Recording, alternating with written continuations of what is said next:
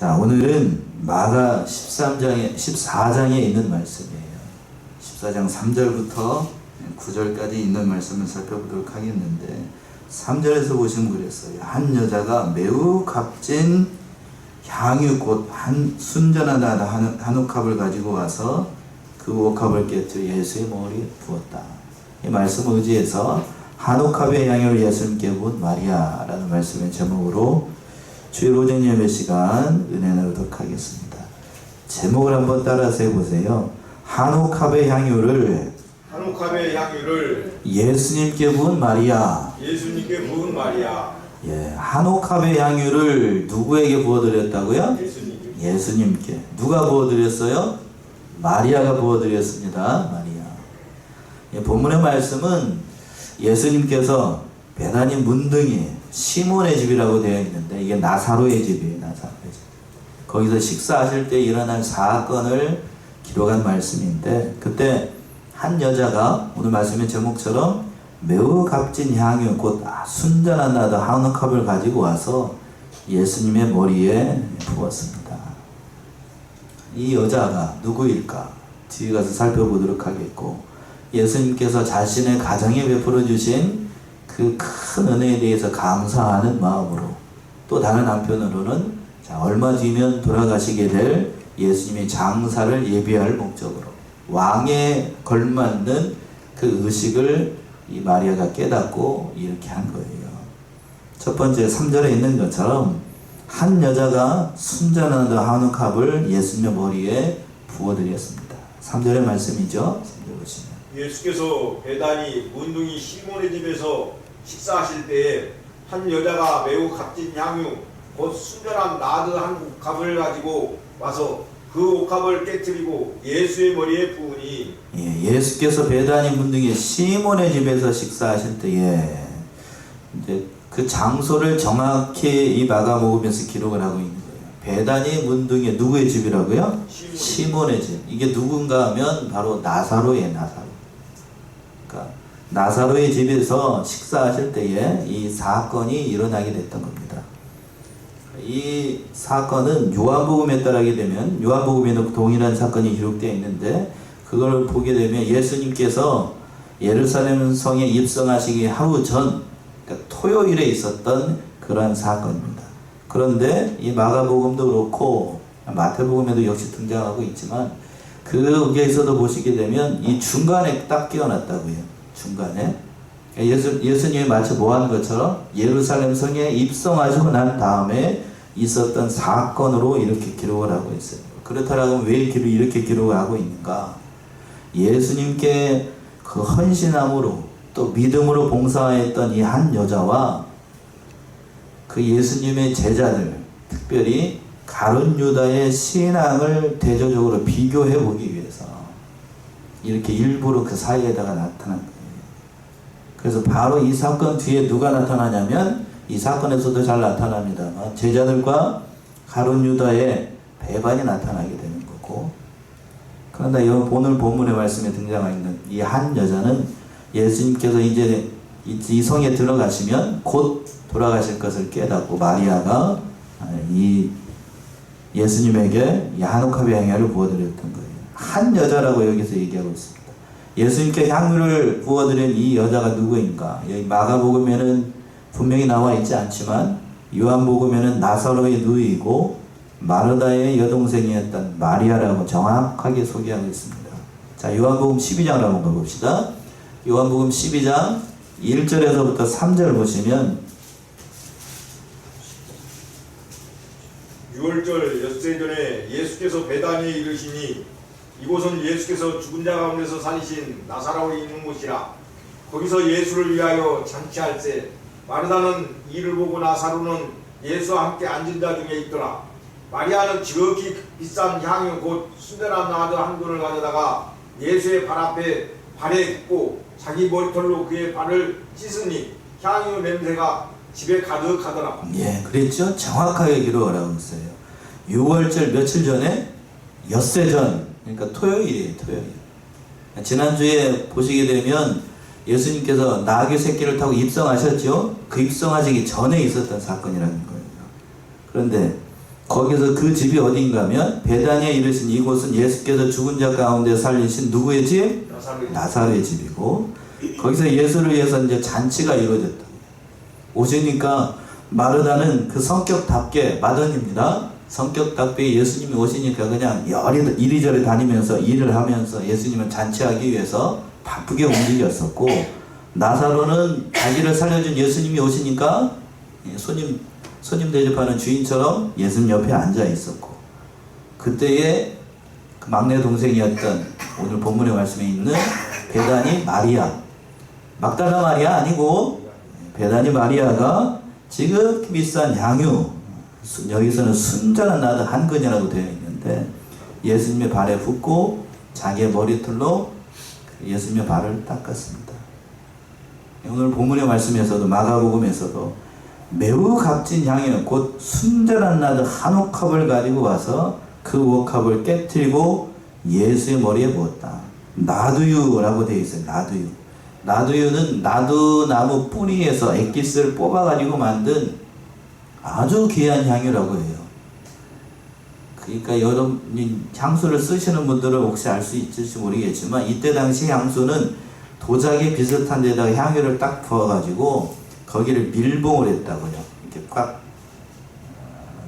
혹시 막걸리 저 비싼 안동 소주 드셔보신 분 계신가? 그 도자기에다가 해가지고 이렇게 꽉 막아놨어요. 그래서 이 향유를 쓸 때에는 그 위에를 탁 깨요. 탁 깨면 어떻게 되죠? 그 다음에 다시 쓸 수 있을까요? 없을까요? 못 써요, 못 써. 그러니까 그걸 한번 쓰기 위해서 그 귀한 향유를 300데나리온이라고 뒤에는 나오는데, 300데나리온이나 되는 그 해당하는 그 귀한 향유를 예수님께 부었습니다. 300데나리온, 한 데나리온이 노동자 하루 품삯이니까 300데나리온이면 쉬는 날 빼고 노동자 1년치 연봉이에요, 연봉. 그러니까 하루 일당이 10만 원이라고만 잡아도 300데나리온이니까 얼마예요? 계산이 잘 안 됩니까? 3천이죠, 3천? 3천만 원이면 적은 거예요, 많은 거예요? 많은 거죠. 20만 원씩 잡으면 6천이 넘는 거. 결코 작은 금액이 아닙니다. 이처럼 귀한 향유를 아낌없이 예수님의 머리에 부어드렸다는 거예요.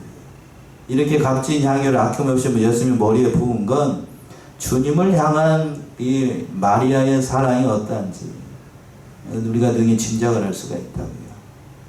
예수님을 향한 이 마리아의 사랑은 다른 제자들이 이해하지 못할 정도로 참으로 지극했고 참으로 진실했다는 사실을 우리가 잘 알아야 돼요. 그런데 마리아가 예수님을 향한 이 사랑이 진실했다는 것은 그 귀한 한 옥합의 향유, 우리 돈은 현재 시가로만 따져도 3천만 원이 넘는 그 귀한 향유를 부어드린 것, 물론 그것도 감사한 일이죠. 웬만한 믿음을 가진 성도들 같으면 이렇게도 못합니다. 하라고 하기가 쉽지 않잖아요. 그런데 그 다음 행동이 더 귀해요. 부어드리고 난 다음에 예수님 머리에 부었으니까 향유가 어떻게 되는 거예요? 머리에 부었으니까 흘러내려가지고 발까지 촥 내리고, 그 귀한 향유니까 향유 냄새가 다 진동을 했다고 했잖아요. 그리고 난 다음에 이 마리아가 했던 행동이 더 귀하다. 자기의 머리털을 풀어가지고 무릎을 꿇고 울면서 예수님의 발을 닦아드렸어요. 이게 더 귀해요. 요즘 여기 여러분들 다 머리 예쁘게 하시고 이제 주일이니까 오셨는데, 지금은 여자애들 머리가 보통 짧습니다. 근데 예전에는 머리를, 우리나라도 그렇습니다만 머리를 잘 자르지 않잖아요, 여자들은. 그래서 여자는 그 자기의 영광을 상징을 하고, 그 여자의 머리는 함부로 건드리지 않았습니다. 그러니까 그 머리를 풀어가지고 예수님의 발을 닦았다라고 하는 건 자신에게 있는 모든 것들을 다 누구에게 드렸다는 거예요? 예수님에게 드렸다는 거예요. 그러니까 울면서 눈물로서 그 예수님의 머리를, 예수님의 발을 닦아드렸어요. 그러니까 진실로 예수님께 그 받은 은혜에 감사했고, 오라버니 나사로를 살려준 것도 물론 감사했습니다만, 그렇지만 그 뒤에 가서, 잠시 뒤에 가면 예수님께서 이 예루살렘 성에 들어가시고 아마 십자가를 지고 구속의 도리를 이 마리아는 깊이 깨달았던 것 같아요.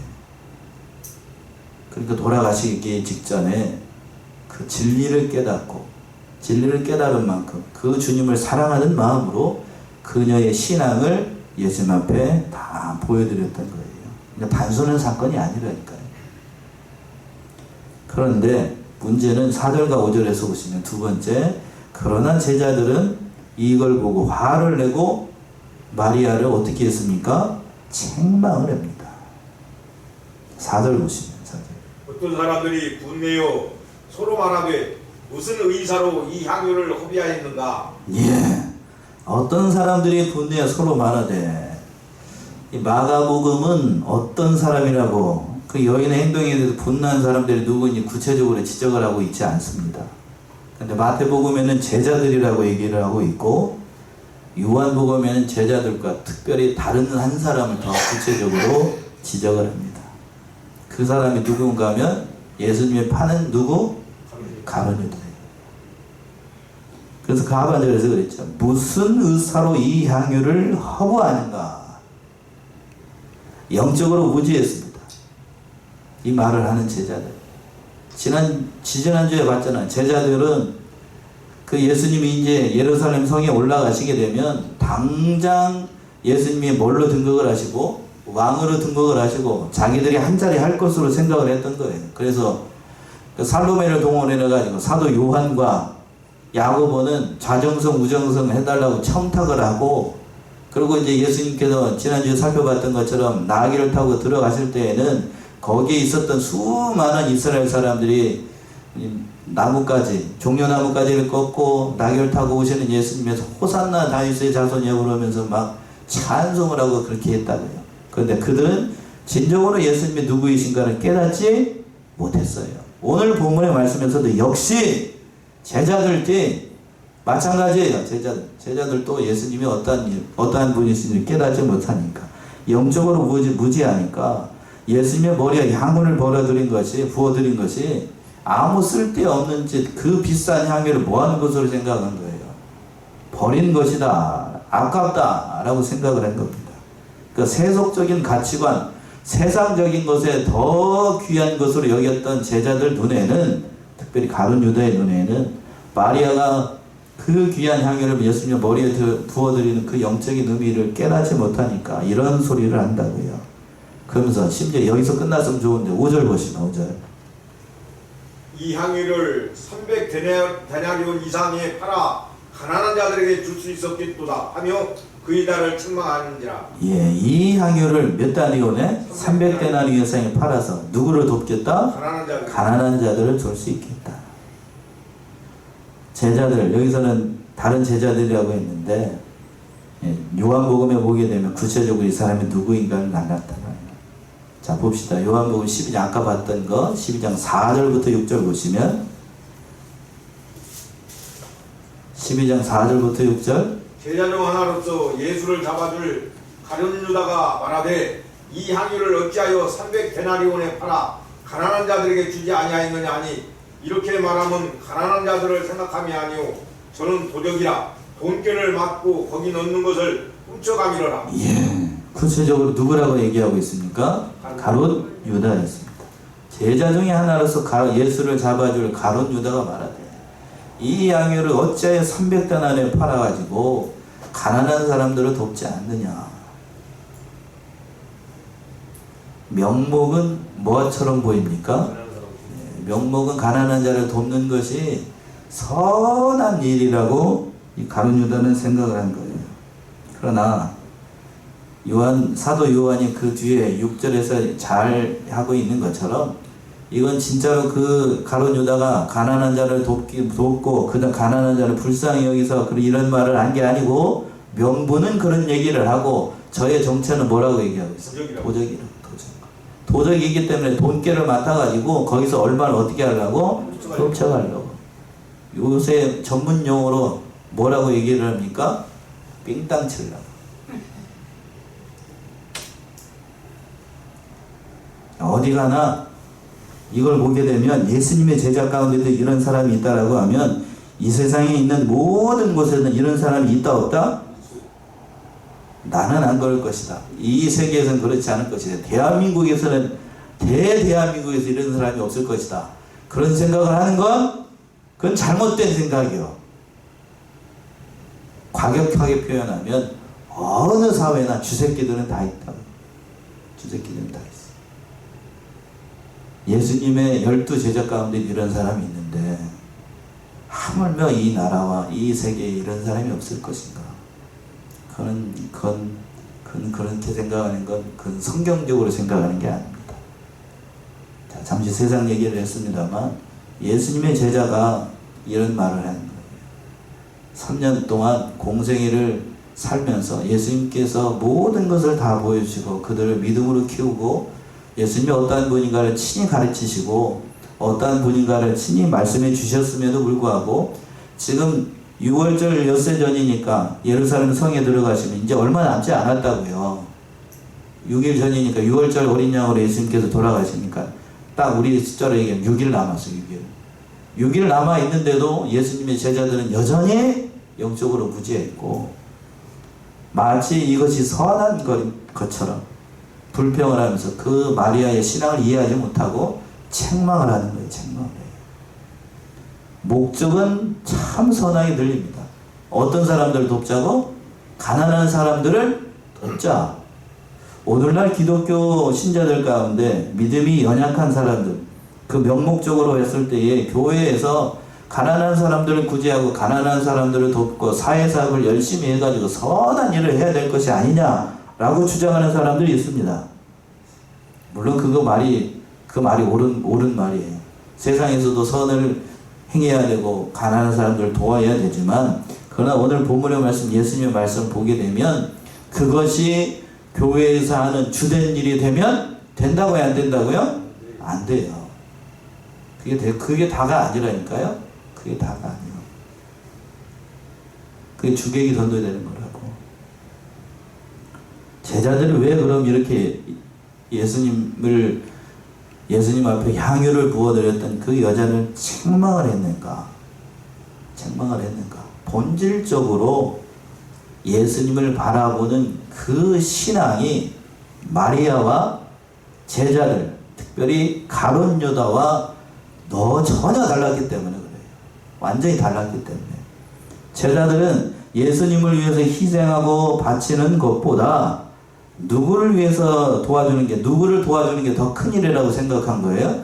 가난한 사람.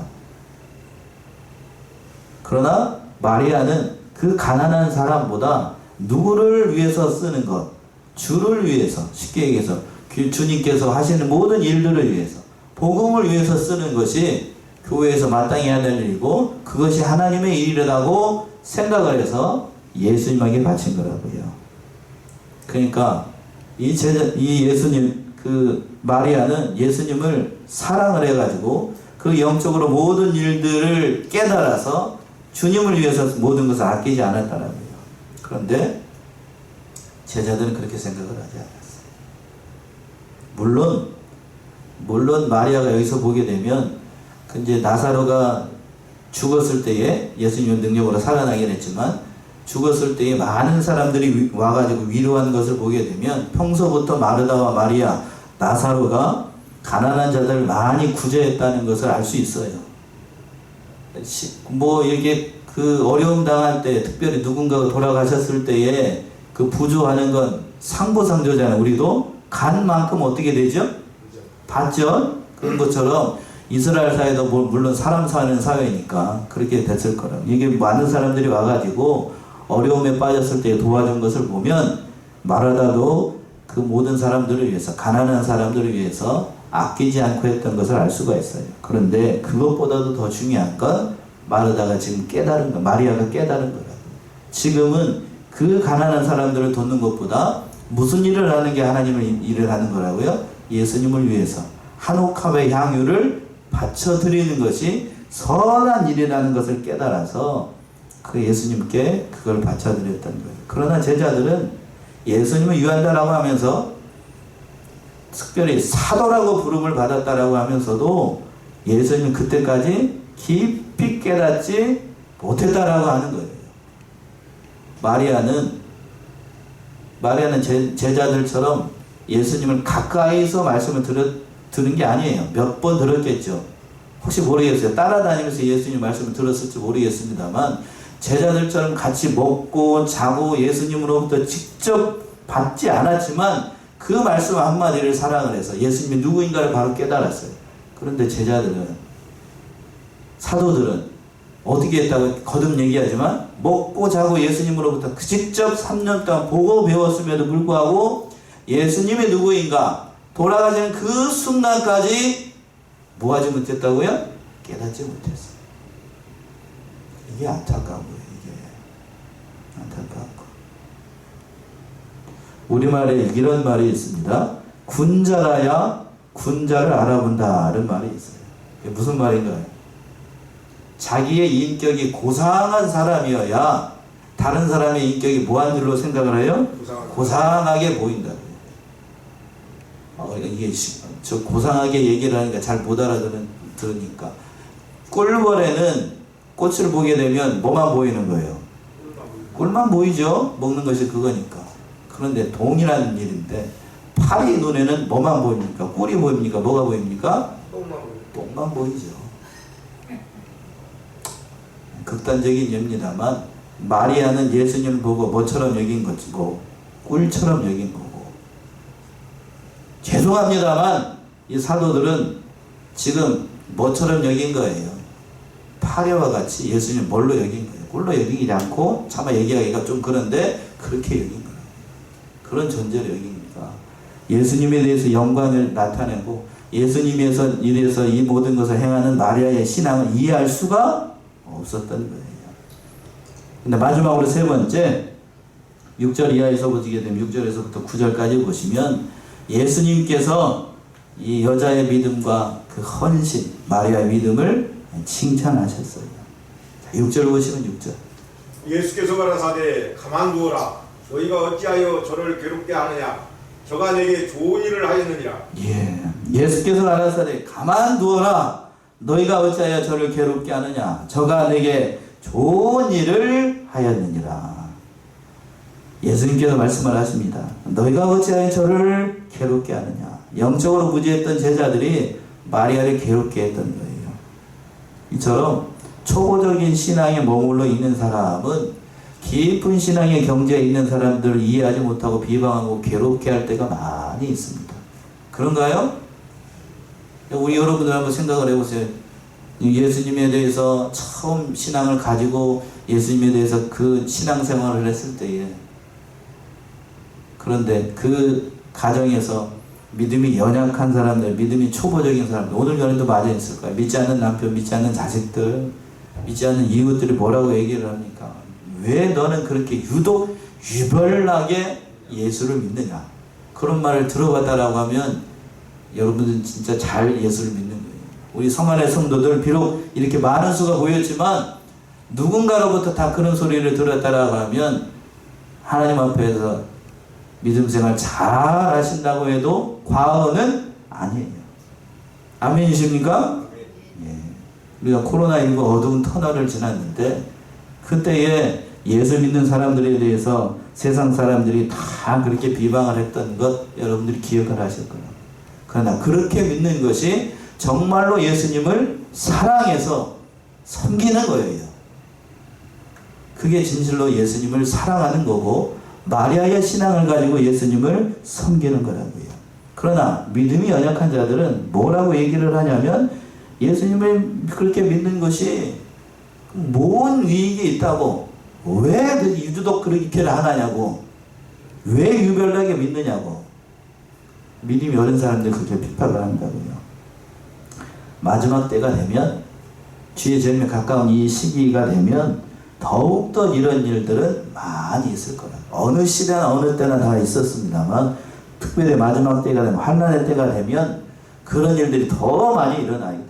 예수님께서 말씀하셨던 것처럼 예수 믿는 사람이 예수 믿는 사람들을 잡아주고 목사가 목사를 고발하는 그런 시대가 일어나게 됩니다. 우리 역사 가운데 이미 지나고 있었고 특별히 그러한 때가 되면 더 많은 환란이 있을 거라는 사실을 예산을 편성을 해야 돼요. 오늘 말씀에서도 역시 제자들 사도들, 예수님을 가까이서 섬겼던 사람들이에요. 그런데 마리아가 한 행동을 이해하지 못해가지고 못 되겠다고 화를 내면서 제자들 모여 책망을 했어요. 제가 전환주에도 말씀드렸던 것처럼 예수님을 십자가에 잡아 죽이려 앞장섰던 사람들이 어떤 사람들인가요? 누구였어요? 가까이서 보시게 되면 유대인들이었고, 유대인들이 뭐예요? 하나님께서 선택한 선민이었다고. 그렇죠? 그 선민이 예수님을 잡아 죽이는데 앞장을 섰고, 특별히 하나님을 섬긴다라고 주장하는 그 사람들이 앞장을 서가지고 예수님을 잡아 죽이는데 앞장을 섭니다. 누군가요? 바리새인들. 누구보다도 하나님의 스승이라고 생각했던 그들이 예수님을 잡아 죽이는데 앞장을 서고, 또 서기관들, 성경을 연구하는 신학자들이 예수님을 잡아 죽이는데 앞장을 서고, 제사장들, 누구를 섬기는 사람이에요? 하나님을 위해서 제사 드리는 제사장들이 누구? 예수님을 잡아 죽이는데 앞장을 서고. 오늘 본문의 말씀에서 역시 마찬가지예요. 사도들이 누구를 핍박해요? 마리아를 핍박해요. 이러한 일은 어느 시대나 다 있어요. 어느 시대나. 예산 편성을 해놔야 돼요. 우리가 예수님을 잘 믿고 잘 섬긴다라고 하면 누군가로부터 그런 일을 당하게 됩니다. 그러나 누가 알아주시는가? 누가 알아주셔요? 나의 신앙은 하나님이 알아주셔요. 예수님이. 그러니까 그런 사람들이 뭐라고 얘기한다. 그렇게 할 일이 아니고 예수님께서 나의 사정을 알아주신다라는 사실을 깨달아서 그 신앙이 우리가 잘 걸어가야 됩니다. 그러면서 예수님께서 말씀하시죠. 6절 하반절에서 그랬습니다. 저가 내게 무슨 일을 했다? 좋은 일을 했다. 선한 일을 했다고요. 그게 하나님께서 원하시는 바고 하나님이 기뻐하시는 일이라고 하는 거예요. 그러면서 말씀하시기를 또 7절처럼 얘기를 해요. 7절 보시면 가난한 자들은 항상 너희와 함께 있으니 아무 때라도 원하는 대로 도울 수 있거니와 나는 너희와 함께 있지 아니하리라. 예, 7절 우리 합독하실까요? 7절 시작. 가난한 자들은 항상 너희와 함께 있으리니 아무 때라도 원하는 대로 도울 수 있거니와 나는 너희와 항상 함께 있지 아니하리라. 예수님께서 마리아를 칭찬을 하시면서 이 말씀을 하셨다고요. 가난한 자들은 항상 너희와 함께 있다. 세상 끝날까지 세상 어디에도 가난한 자들은 끊일 날이 없습니다. 예수님 당시에도 그랬고 오늘 우리에도 있으니까 없습니까? 있어요. 있어. 그 가난한 사람도 항상 있으니까 네가 힘을 낸다라고 하면 언제든지 도와줄 수 있다는 거예요. 굳이 하는 것 교회에만 떠넘기지 말고 개인적으로 도와줄 수 있다고요. 대한민국 사람들 지금 굶는 사람들 그렇게 많지 않아요. 마음만 먹으면 누구든지 다 할 수 있다고요. 그렇죠? 내가 조금만 아끼면. 그런데 여기서 보시게 되면 항상 있다라고 했어요. 근데 나는 항상 있지 않다. 나는 항상 있지 않는다. 예수님께서 항상 있는다고 그랬는데 여기서 왜 항상 있지 않는다라고 얘기했을까? 이 말은 다른 뜻이 아니고 육신적으로 오신 예수님이 가실 날이 얼마 남지 않았다는 뜻이고 저기 문맥적인 의미는 두 번째는 예수님을 위해서 일할 수 있는 기회가 항상 있는 게 아니라는 뜻이에요. 주님을 위해서 일할 수 있는 기회가 지나가면 하고 싶어도 하지 못합니다. 모든 일에는 하나님께서 예정하신 때가 있다는 얘기예요. 자, 봅시다. 삭개오가 뽕나무 위로 올라가서 예수님이 지나가는 것을 볼 수 있는 기회는 공생애를 가지고 여리고성을 지나갔을 때 그 한순간입니다. 맞나요? 그리고 또 지난주에 살펴봤던 것처럼 예수님께서 나귀와 나귀 새끼를 끌고 오라 라고 할 때에 주인이 그걸 보고 주님께서 쓰시겠다라고 하니까 선뜻 바쳤죠? 쓰시겠다라고 할 때에 나귀를 바치는 그 사건은 그 기회 그때 한 번뿐이에요. 지나가면 있나요? 없나요? 없어요. 오늘 본문의 말씀에서 마리아가 예수님의 머리 위에 향유를 부은 사건은 이때가 아니면 다시 할 수 있어요? 없어요? 없어요. 다시 할 수가 없다고. 우리의 청춘도 한 번 지나가면 다시 옵니까? 없어요. 근데 불교에서는 열심히 살고 선하게 살면 다음 생에 마귀라고 그건 마귀라고. 그런 일 없다고요? 그런 일 없어. 그러니까 은혜 받을 만한 때 하나님께서 기회를 주셨을 때 누구처럼? 본문의 말씀에 있는 마리아처럼 아끼지 말고 이때가 지나가게 되면 후회하게 돼요. 구원의 기회도 그러니까 그 지나가게 되면 다시 돌아오지 않아요. 그러니까 이 사실을 깨달아서 그때 때를 놓치지 말고 하나님을 위해서 충성해야 됩니다. 건강 주셨을 때 목사님들이 이제 저를 가르치셨던 스승 목사님들이 이제 연세가 드셔가지고 다들 은퇴하실 때가 됐고 대부분 다 은퇴하셨고 그랬는데 요즘 들어서는 요즘 같은 시기에는 스승 목사님 얼굴이 다 떠올라요. 특별히 누구죠? 우리 교단 이병희 목사님이 참 그립다고. 얼마나 그리운지 몰라. 지금. 그 때가 있어요. 때가. 그때 스승이 계셨을 때 더 한마디로 더 배우고 더 잘 익히고 그 때가 돼야 돼요. 때를 지나면 하고 싶어도 할 수가 없습니다. 할 수가 없어요. 우리가 이 사실을 깨달아야 돼요. 그래서 그 사실을 깨닫고 8절처럼 예수님께서 말씀하시는 거예요. 8절 보시면 저가 힘을 다하여 내 몸에 향유를 부어 내 장사를 미리 준비하였느니라. 예. 저가 뭐를 다하여? 힘을 다하여 내 몸에 향유를 부어 내 장사를 미리 준비하였느니라. 이 마가복음에 이만 있는 말이에요. 힘을 다했다. 사력을 다했다. 온 정성을 다했다. 예수님이 아시는 거라고. 예수님이 아셔요. 모르지 않아. 예수님이 다 아신다고. 그러면서 내 장사를 미리 준비했다. 예비했다. 얼마나 귀한 말을 듣는 거냐고. 우리가 평생 주님을 위해서 일하다가 예수님 앞에 갔을 때에 예수님으로부터 이런 말을 듣는다라고 하면 정말 그 사람 복받은 사람이 뭐라고 얘기하셨습니다. 8절 저가 뭐를 다하여? 힘을 다하여 했다. 세상 말로 가격하게 표하면 농땡이 까지 않고 정말 힘을 다해서 일했다는 걸 예수님이 인정하시는 거라고. 이 한마디 들으려고 우리가 예수님 믿는 거 아닙니까? 이 한마디 들으려고. 힘을 다해서 했다. 마리아에게 임했던 복, 큰 복이 그 구속의 진리를 깨닫고 예수님이 이때 올라가시면 이제 십자가에 달려 돌아가신다는 사실을 깨달아서 그 십자가의 고난에 참여하기 위해서 자기에게 있는 가장 귀한 것, 아마 제가 봤을 때 이 마리아가 시집 가려고 미천을 마련해 놓은 것 같아요. 그걸 다 깨트려서 한 방에 그냥 요새 말로 올인해버린 거예요. 누구한테? 예수님한테.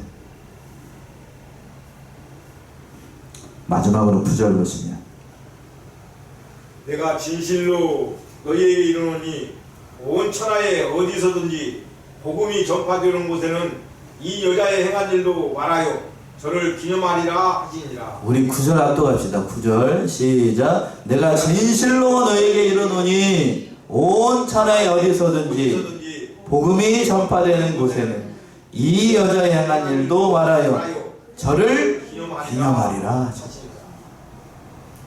예수님이 선포하신 거예요. 선포. 기념할 것이다. 그런데 요즘도 기념하고 있잖아요. 지금 제가 말씀하면서 마리아의 행적 하나님께서 인정하시고 예수님께서 인정하시고 그 복음서 아마 주께서 오시는 그날까지 이 마리아 선행 두고두고 기록이 됐어요. 그때 당시에는 인간적으로 이거 아까워서 어떻게 이런 생각 물론 일도 안 했겠습니다만 마리아가 주저하지 않고 다 됐어요. 주님을 위해서 그러니까 여기서 깨닫는 거는 주와 복음을 위해서 충성하고 희생했던 건 영원히 남는다는 사실을 놓치면 안 됩니다. 몸을 바쳐드린 사람은 그것이 남아있을 거고 천국에서 상급으로 남아요. 고린도서 15장에서 그랬죠. 그래서 사도 바울이 마지막 부활장을 마무리하면서 그렇게 얘기를 했습니다. 고린도전서 15장 58절 보시면 고린도전서 15장 58절 그러므로 내 사랑하는 형제들아 견고하며 흔들리지 말며 항상 주의 일에 더욱 힘쓰는 자들이더라. 이는 너희 수고가 주 안에서 헛되지 않은 줄을 알미니라. 참 귀한 말씀이에요. 그러므로 내 사랑하는 형제들아 견고하며 흔들리지 말고 항상 무슨 일에 힘쓰라고요? 주의 일에 더욱 힘쓰는 자들이 되라. 이는 너희 수고가 주 안에서 어떻게 된다고요? 헛되지 않은 되지 줄 알아요. 않아요. 주님의 이름을 위해서 부어드렸던 물질적인 것, 영적인 것, 시간과 노력과 그 삶과 심지어 목숨까지 바쳐주는 사람 남아요. 천국에 남아있다고. 이걸 바라보면서 참으로 이 주님께서 십자가에 달려 돌아가시고 부활하신 부활절이 얼마 남지 않은 이 시간, 참으로 마리아의 이 눈부신 믿음과 헌신을 우리가 살펴봤습니다. 사랑하는 성원의 성도님들이 마리아와 같은 그 신앙, 구속의 진리를 깨달아서 주님을 위해서 충성하고 남은 여생 주님을 위해서 그 모든 일들을 행함으로 하나님 앞에서 옳다 인정함을 받고 칭찬받고 복받는 우리 사랑하는 성원의 성도님들 모두가 되시길 바랍니다. 기도하겠습니다.